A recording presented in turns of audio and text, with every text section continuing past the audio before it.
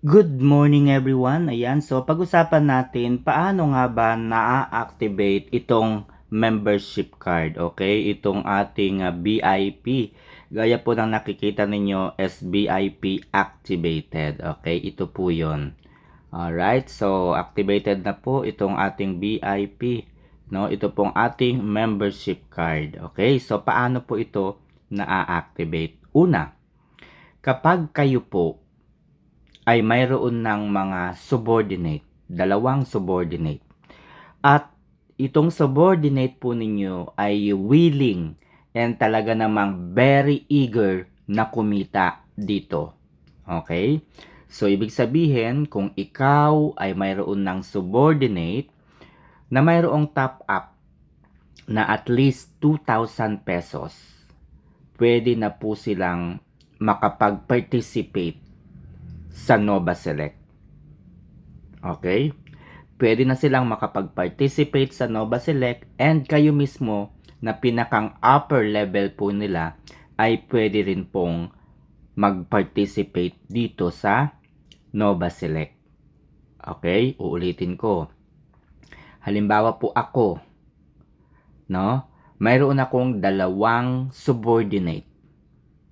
And itong subordinate na ito ay mayroong laman yung kanilang balance na 2,000 pesos. Okay? Pwede tayong mag-request na ma-activate itong ating membership card na ito. Okay? Itong VIP na ito. Okay? So, guys, ang feature po ng membership card na ito ay once a month lamang nangyayari. Okay? So, hindi po tayo pwedeng mag-participate araw-araw dito. Once a month.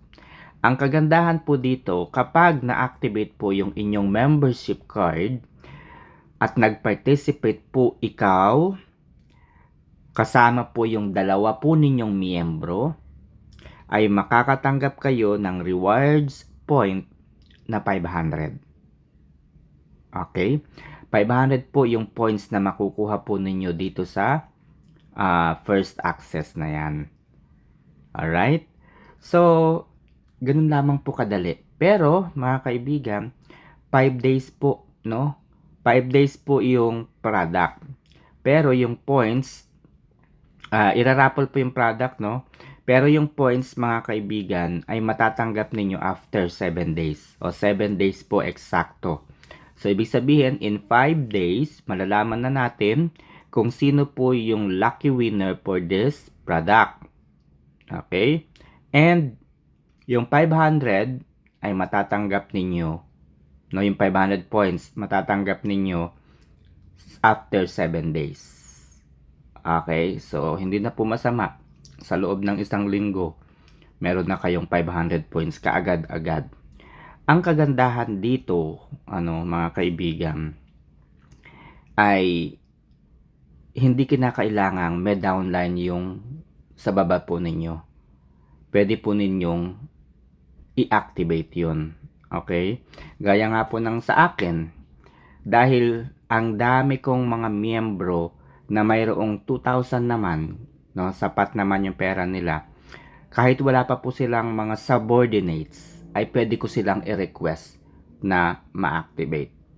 So, dahil ang ginagawa ko ay iba, binibigyan ko kayo ng pagkakataon na bumuo ng inyong team. So, kapag kayo po ay mayroon ng dalawang miyembro, okay, dalawang miyembro, you can request.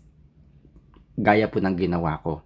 You can request na i-activate yung inyong VIP card membership and i-activate din po yung dalawa po ninyong subordinates. So again, once a month lamang po. So yun lang and good morning.